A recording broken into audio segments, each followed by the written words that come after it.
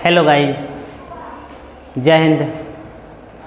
कल एक वीडियो आया था, उसमें था क्या कि सामाजिक विज्ञान सोशल साइंस के सिलेबस के बारे में बताए थे।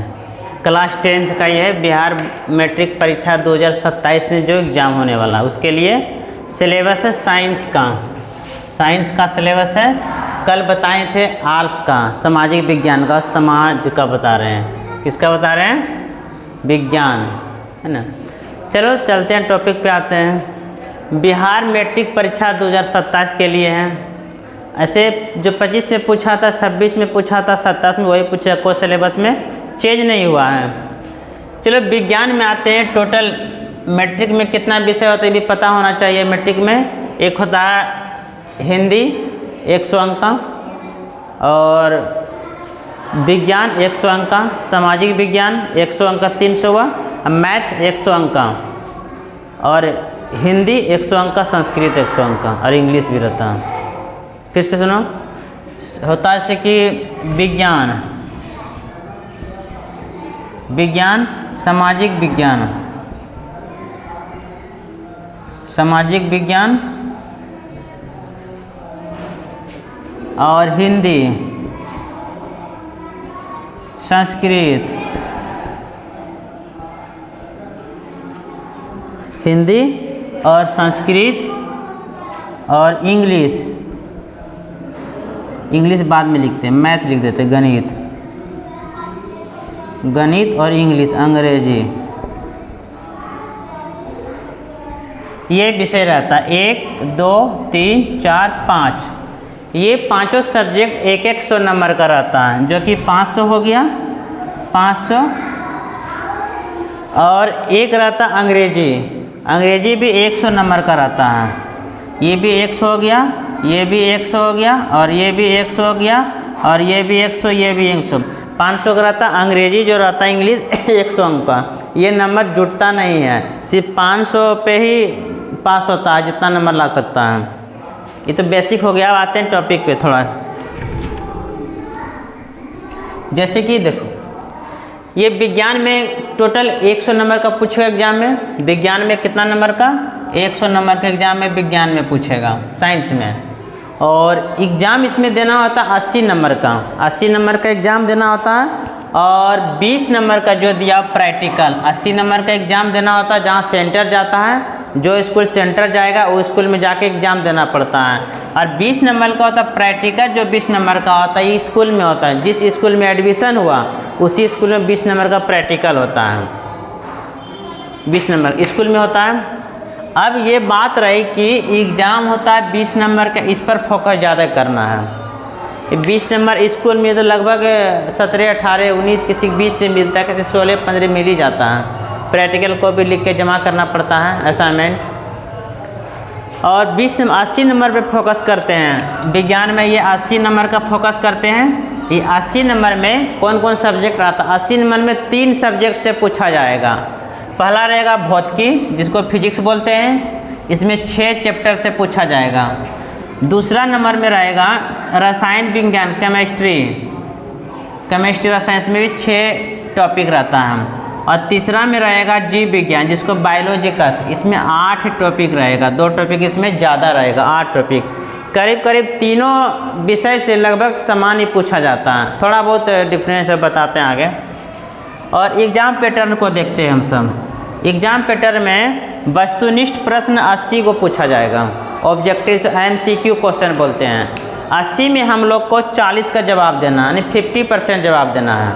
80 क्वेश्चन पूछा जाएगा, उसमें 40 को जवाब देना है। और गैर वस्तुनिष्ठ हो गया सब्जेक्टिव क्वेश्चन सब्जेक्टिव क्वेश्चन हो गया, जो फिजिक्स, केमिस्ट्री, बायोलॉजी से भाषा आधारित क्वेश्चन पूछा जाएगा, जिसमें लिखा रहेगा अपने भाषा के आधार पर शब्दों का प्रश्न का उत्तर दें।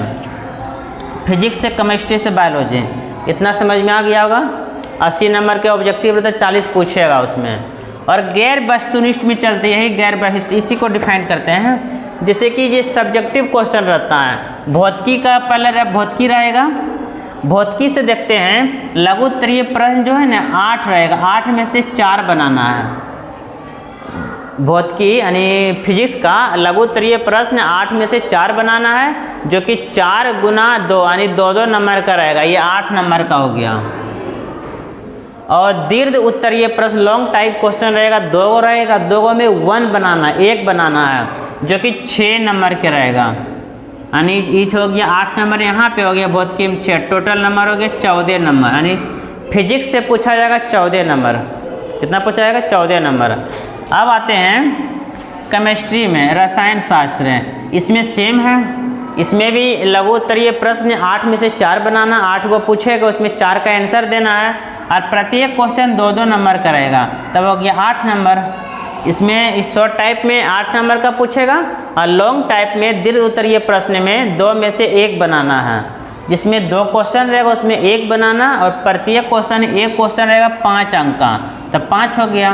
तो 8 और 5 13, टोटल यानी 13 मार्क्स का रहेगा, 13 अंक का रहेगा। किसमें? केमिस्ट्री में 13 अंक का रहेगा।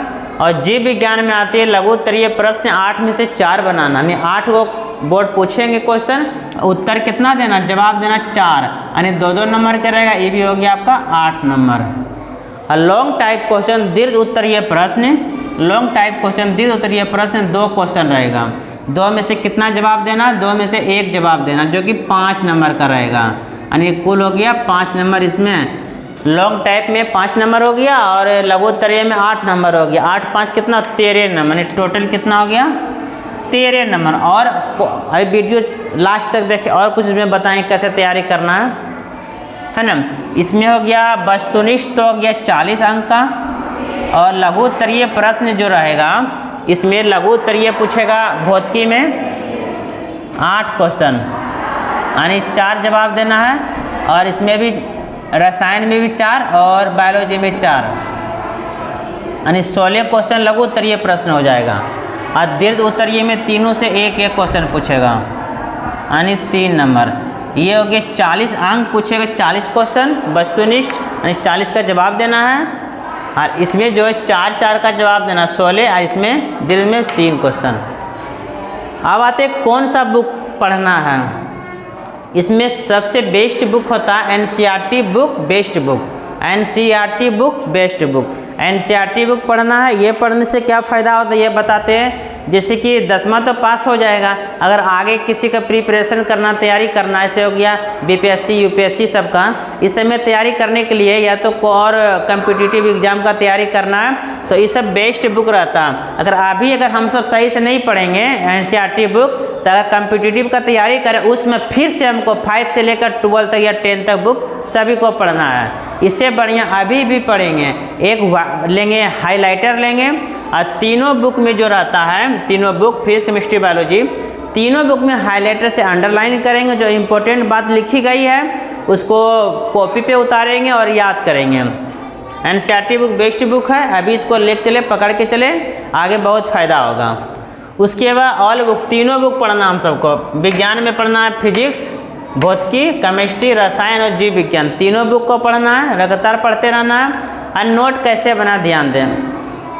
अगर कोई ऑफलाइन पढ़ते हैं या मेरे संस्था में पढ़ रहे हैं विद्यार्थी, उसके लिए तो सोचना ही नहीं पड़ेगा, क्योंकि हम सब पहले क्या करते हैं, पहले क्वेश्चन लिखाते हैं, उसे याद करवाते हैं, फेयर कॉपी करवाते हैं, उससे भी याद करवाते हैं। जो यहाँ पढ़ता है मधवा में, उसको फेयर करने की ज़रूरत नहीं पड़ेगा। वो बुक पढ़ने में खुद बुक पढ़ेंगे और हम खुद पढ़ा देते हैं उसको। इम्पोर्टेंट चीज़ अंडरलाइन भी करवा देते हैं। चलो अब कितना समय देना हो तीनों में 1 से 1.5 घंटा तो ऑफलाइन मेरे पास देना, 1.5 नहीं 2 से 2.5 घंटा, 2 से 2.5 घंटा ऑफलाइन अगर मेरे पास पढ़ते हो, 2 से 2.5 घंटा ऑफलाइन में ध्यान देना है। उसके बाद घर में कम से कम 2 से 2 घंटा घर में पढ़ना है। घर में एक्स्ट्रा चीज़ कुछ नहीं पढ़ना है, जो हम बताएंगे यहाँ पे क्लास में, बस उसी को प्रैक्टिस करना लिखने के लिए, राइटिंग उससे सुधार होगा और याद करेंगे उसको, और याद करेंगे राइटिंग भी सुधार होगा और बनाएंगे भी उसको। और इम्पोर्टेंट चैप्टर कौन कौन इस पर चले, तो ऐसे मान कर चले तो सभी इसमें से इम्पोर्टेंट चैप्टर हैं। इसमें 6 चैप्टर 8, सभी क्या इसमें इम्पोर्टेंट चैप्टर है, सभी इम्पोर्टेंट है। लेकिन अगर सबसे ज़्यादा किसी पर ध्यान देना है तो फिजिक्स में देना है, विद्युत धारा चैप्टर होगा फिजिक्स में, उस पर बहुत ध्यान देना, उससे बहुत ऑब्जेक्टिव सब्जेक्टिव पूछा जाता है। और केमिस्ट्री में अगर ध्यान देना है तो रासायनिक समीकरण में ध्यान देना, रासायनिक समीकरण में।